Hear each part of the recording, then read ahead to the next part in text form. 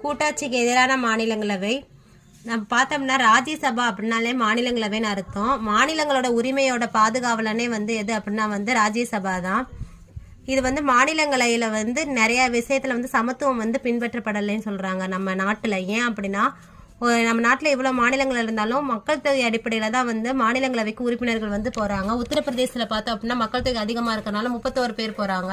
ஆனால் நாகாலாந்துக்கு ஒரே ஒரு இடம் மட்டும்தான். தமிழ்நாட்டுக்கு பார்த்தோம்னா 18 இடங்கள் தான் மாநிலங்களவையில். ஆனால் அமெரிக்காவில் எத்தனை மாநிலம் இருக்கோ அதில் ஒவ்வொரு மாநிலத்துக்கும் அவங்களுடைய மாநிலங்களவையில் 2 இடங்கள் இருக்குது. ஆனால் நம்ம நாட்டில் அப்படி கிடையாது. அதே மாதிரி இந்த மாநிலங்களவையில் பார்த்தோம்னா 249வது ஆர்டிக்கல் படி மாநில பட்டியலில் இருக்கக்கூடிய விஷயத்துல கூட நாடாளுமன்றம் வந்து இந்த மாநிலங்களவை மூலமா வந்து சட்டம் இயற்ற முடியும். அதில் வந்து 3/2 பங்கு பேர் பெரும்பான்மை செஞ்சாங்கன்னா மாநில பட்டியலில் இருக்கக்கூடிய விஷயத்த மத்திய பட்டியல் கூட அவங்க மாற்றிக்க கூட செய்யலாம். அந்த லெவலுக்கு வந்து மாநிலங்களவைக்கு வந்து அதிகாரம் வந்து இருக்குது இந்தியாவில்.